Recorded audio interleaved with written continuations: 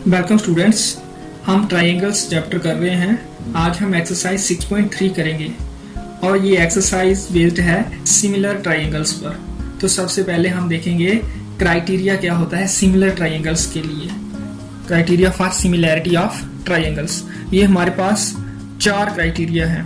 Number 1 है triple A criterion, number 2 है double A criterion, number 3 है ट्रिपल एस क्राइटेरियन और नंबर 4 है SAS criterion of similarity of triangles. तो 9th में हमने कॉन्ग्रुएंसी स्टडी की थी, कॉन्ग्रुएंसी ऑफ ट्राइंगल्स। वहाँ जो क्राइटेरिया थे वो थे कॉन्ग्रुएंसी के और ये है सिमिलैरिटी के। तो सिमिलैरिटी के ट्रिपल ए का क्या मतलब है कि तीनों एंगल्स अगर इक्वल हों तो ट्राइंगल्स सिमिलर होती हैं और ये एंगल्स कॉरस्पॉन्डिंग एंगल्स।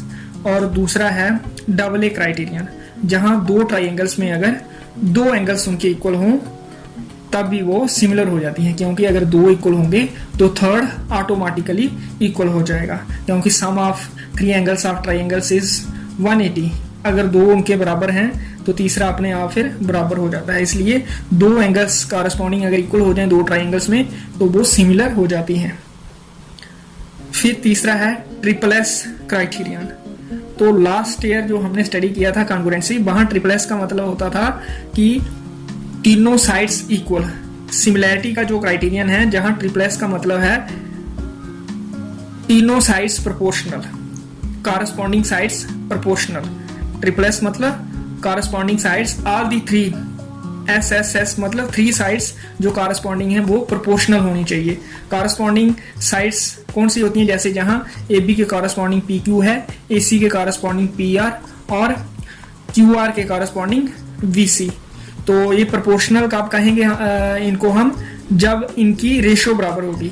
रेशो मतलब AB और PQ ये कॉरस्पॉन्डिंग है तो इनकी ratio AB upon PQ equal हो जाए AC पॉन PR और वो इक्वल हो जाए BC पॉन QR, जैसे ये है।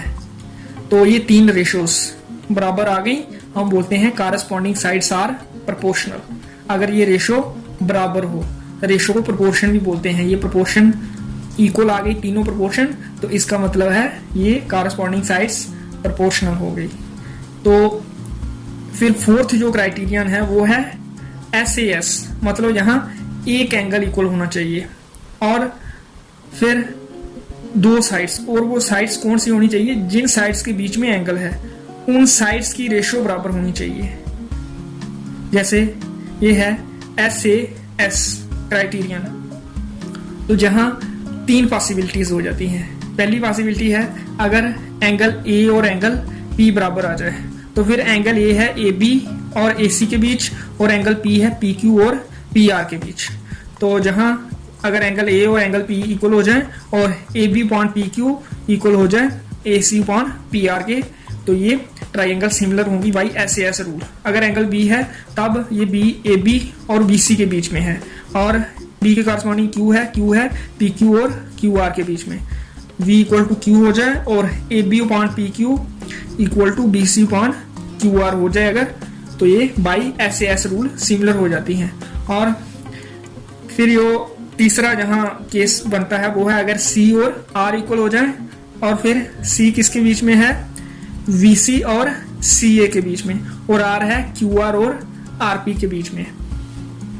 Angle C equal to angle R और BC upon QR equal to CA upon RP।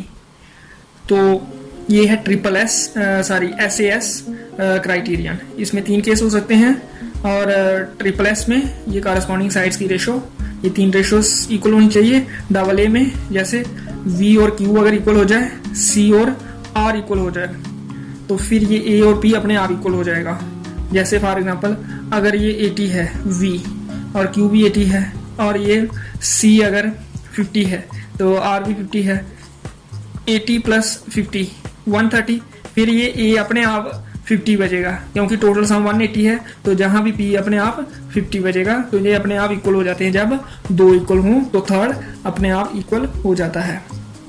और ट्रिपल ए में तीनों एंगल कॉरस्पॉन्डिंग एंगल्स इक्वल हों अगर, तब ट्राइंगल्स सिमिलर होती हैं बाई ट्रिपल ए रूल।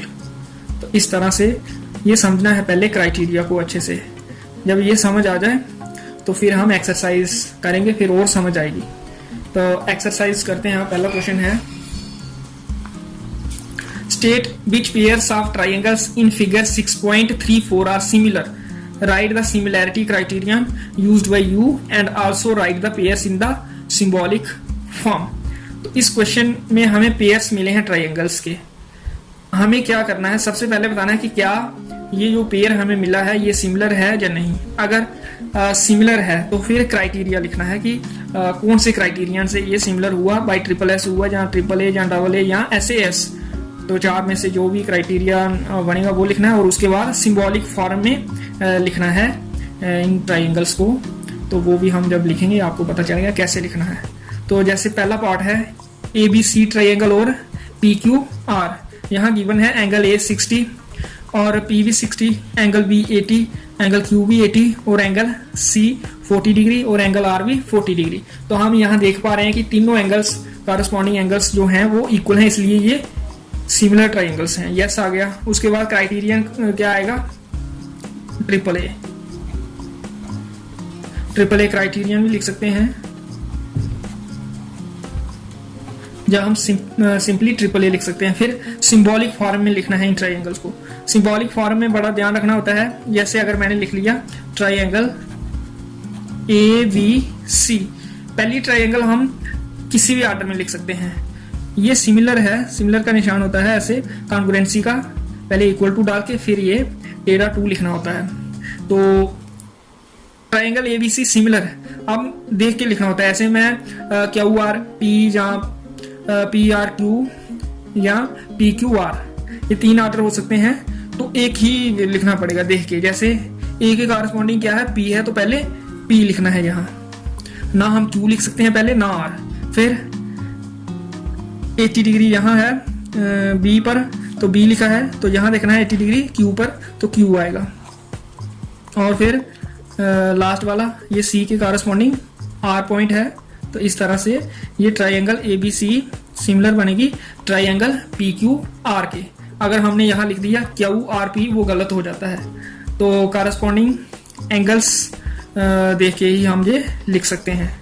उसके बाद दूसरा पार्ट, तो जहाँ देखो ABC एक ट्राइंगल है और दूसरी ट्राइंगल है PQR।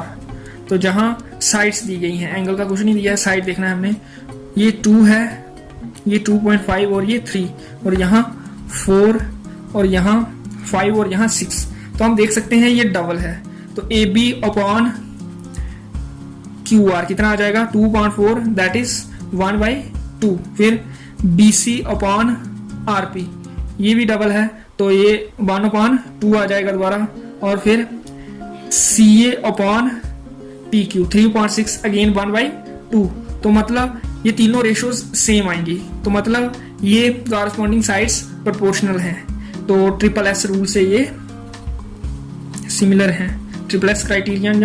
और सिंबॉलिक फॉर्म ध्यान से ABC हम लिख लेते हैं, ABC ट्राइंगल, ये सिमिलर होगी ट्राइंगल।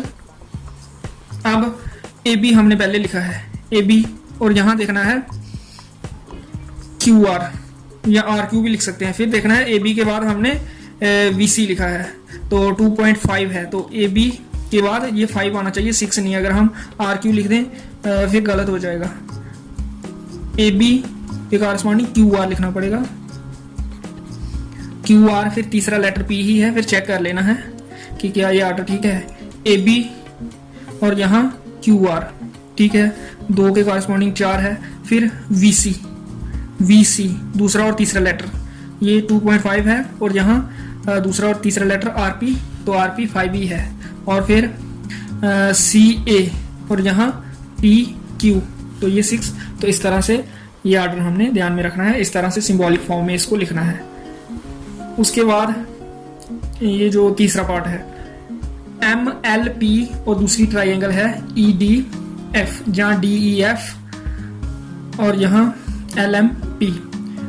तो जहां देखना है साइड्स गिवन है 2, 3, 2.7, ये है 4, 6, 5, 2 का डबल 4 है, 3 का डबल 6, लेकिन 2.7 का डबल होता है 5.4, यहाँ 4 है, इसलिए ये तीसरी रेशो 1/2 नहीं आएगी। पहली आएगी 2.4 दैट इज 1/2, दूसरी रेशो 3.6 अगेन 1/2, लेकिन ये 1/2 नहीं है, इसलिए नो आ गया।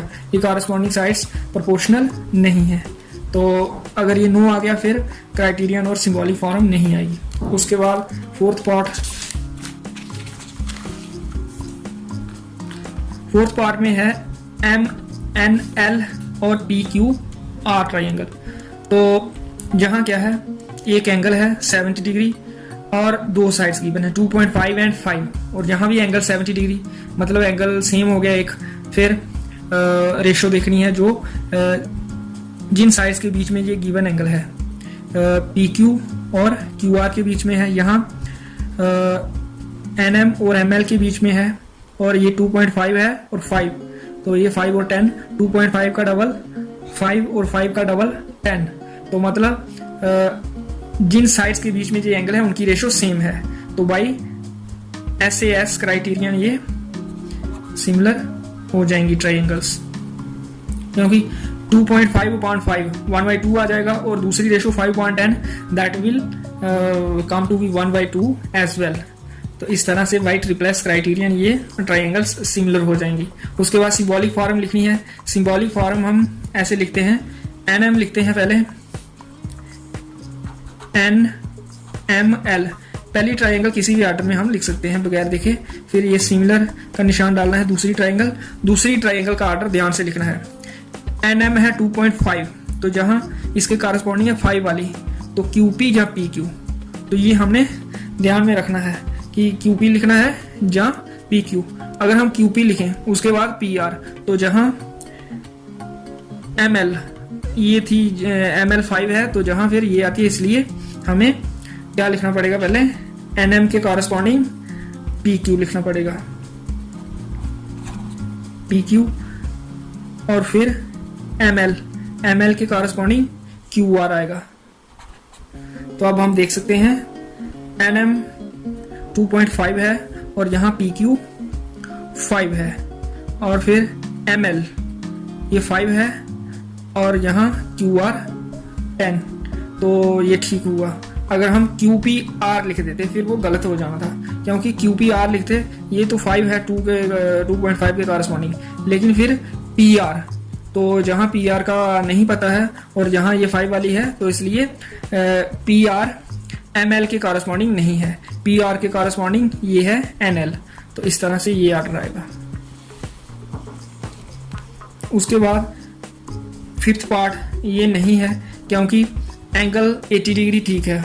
उसके बाद जहाँ 80 डिग्री VA और AC के बीच में है, लेकिन AC का हमें नहीं पता है कितना है, और जहाँ 80 डिग्री EF और DF के बीच में है, तो ये दोनों साइड्स हमें गिवन है। अगर ये 3 इधर होता फिर हो जानी थी ये सिंगल, क्योंकि रेशियो हमें लेनी होती है जिन साइड्स के बीच में एंगल है AB और AC के बीच, तो इस साइड का पता ही नहीं है, तो फिर यहाँ SAS रूल नहीं लग सकता। तो जिन साइड्स के बीच में एंगल है वो दोनों साइड्स हमारे पास होनी चाहिए और उनकी रेशियो इक्वल आनी चाहिए, तब वो सिमिलर होती हैं। तो लास्ट पार्ट है फिर 6, तो इसका यस क्राइटेरियन क्या आएगा, 70-80 गिवन है, एंगल D 70, एंगल E 80, और यहाँ एंगल Q 80 और एंगल R 30। तो अगर हम ऐसे देखें तो ये एंगल इक्वल नहीं है, लेकिन अगर हम गौर से देखें, तीसरा एंगल भी फाइंड करने की कोशिश करें, तो ये एंगल F कितना आएगा, 70 + 80 150 हो जाएगा, जो हो जाएगा 30 डिग्री, बिकॉज टोटल हमें 180 चाहिए, तो ये 30 हो फिर 180 बनता है, और यहाँ 80 + 30 ये हो जाएगा 110, और ये कितना होना चाहिए 70 डिग्री। तो अब ये तीनों एंगल्स इक्वल हो गए, तो 70 80 30, और यहाँ भी 70 80 30। तो हमें यहाँ 2 एंगल गिवन थे, तो हम AA भी लिख सकते हैं या AAA भी लिख सकते हैं। 2 एंगल अगर इक्वल हो जाएं तो तीसरा अपने आप इक्वल हो जाता है, तो क्राइटेरियन में हम AA लिखते हैं। सिंबॉलिक फॉर्म में क्या आएगा, ट्राइंगल DEF अगर हम लिख लें, सिमिलर टू ट्राइंगल तो डी जहां 70 है वहां से शुरू करना है हमने, ये पी आएगा, फिर ई 80 है जहां क्यू, और फिर एफ 30 है जहां आर। जब एंगल्स का पता हो तब ये सिंबॉलिक फॉर्म में लिखना आसान होता है, क्योंकि खाली एंगल देखना है। पहला हमने लिखा है डी ई एफ, तो उधर देखना है क्या आना है, पहला लेटर जहाँ 70 डिग्री एंगल है, और दूसरा लेटर जहाँ 80 डिग्री एंगल है, और तीसरा लेटर जहाँ 30 डिग्री। और जब साइड्स गिवन हो तो तब साइड्स का मैच करना होता है, कॉरस्पॉन्डिंग साइड्स लिखनी होती हैं सेम ऑर्डर में। तो इस तरह से ये हमने करना है फर्स्ट क्वेश्चन, बाकी क्वेश्चन हम नेक्स्ट टाइम करेंगे। ओके।